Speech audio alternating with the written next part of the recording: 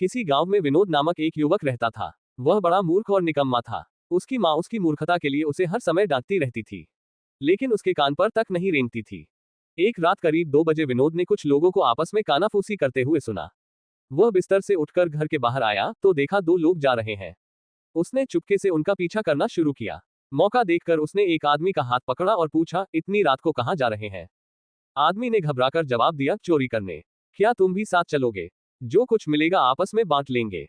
विनोद को चोरी क्या होती है ये कुछ भी मालूम नहीं था, फिर भी उसने सोचा कि यदि इस कार्य से कुछ मिल जाए तो उसकी माँ जरूर खुश हो जाएगी, माँ और नहीं डांटेगी। ये सोचकर उसने तुरंत हामी भर दी। कुछ दूर चलने के बाद एक बड़ी इमारत दिखाई दी। किसी धनवान का घर जानकर तीनों ने सेंधमारी करने का फैसला लिया। सबने मिलकर घर के पिछवाड़े से दीवार को तोड़ना शुरू किया। विनोद ने अपने हिस्से का काम जल्दी ही निपटाया। थोड़ी देर में दीवार में छेद हो गई। उसमें से होकर तीनों घर के अंदर दाखिल हो गए। 2 चोर घर के चारों ओर से सामान बटोरने लगे। विनोद ने सोचा माँ को पीतल का बर्तन चाहिए, इसलिए वह रसोई में घुसकर पीतल के बर्तन उठाने लगा। मनचाहे बर्तन मिलने से वह खुशी से झूम उठा। वह आवेश में बर्तन को बजाने लगा। बर्तन टकराने से आवाज आने लगी। रात का सन्नाटा भंग हो गया। हालात प्रतिकूल होते देखकर 2 चोर वहां से 9-2-11 हो गए। घर के मालिक और पड़ोसियों ने विनोद को धर दबोचा और उसकी ठीक से मरम्मत की। उसकी हड्डी पसली एक हो गई। इस मार के कारण विनोद कई दिनों तक बिस्तर पर पड़ा रहा। पड़ोस के दोस्तों ने उससे बात करना बंद कर किया। माँ ने उसका दाना पानी बंद कर दिया।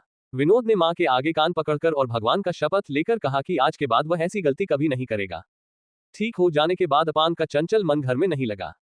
वह कुछ काम की तलाश करना चाहता था। उसने एक अमावस्या की अंधेरी रात में कुछ लोगों को उसके घर के सामने के रास्ते से गुजरते देखा। वह तुरंत उठकर उनके पास गया। देखा पहले वाले चोर हैं। उसने उनसे कहा, अरे दोस्त, आप लोग कहाँ जा रहे हैं? चोरों ने विनोद को टालने के लिए कहा, कहीं नहीं, यूं ही टहल रहे हैं। विनोद ने साथ चलने को कहा तो दोनों ने पहले वाली घटना को याद दिलाया कि किस प्रकार उसकी नासमझी के कारण वे मुसीबत में फंस गए थे। विनोद ने उनसे माफी मांगी। वह अपनी माँ के साथ किया वादा भूल गया। वह चोरों को साथ चलने लगा। कुछ दूर चलने के बाद एक अमीर का मकान दिखाई दिया। दीवार में छेद करके तीनों चुपके से घर के अंदर घुस गए। 2 चोर घर के अंदर कीमती एवं बहुमूल्य वस्तु ढूंढने लगे। विनोद एक कमरे के अंदर गया तो देखा एक बूढ़ी औरत सो रही है। उसका मुंह खुला हुआ था। विनोद को लगा कि उसे भूख लगी है। अंधेरे में टटोलते हुए वह रसोई में गया। उसने देखा चूल्हे में एक पतीला चढ़ा हुआ है। उसके अंदर गरम खीर थी। उसने गरम खीर लाकर बुढ़िया के मुंह में डाल दिया। खीर इतनी गर्म थी कि बुढ़िया सहन नहीं कर पाए और तत्काल उसकी मृत्यु हो गई। उसका मुंह खुला का खुला रह गया था। अपान को लगा वह खुश होकर हंस रही है।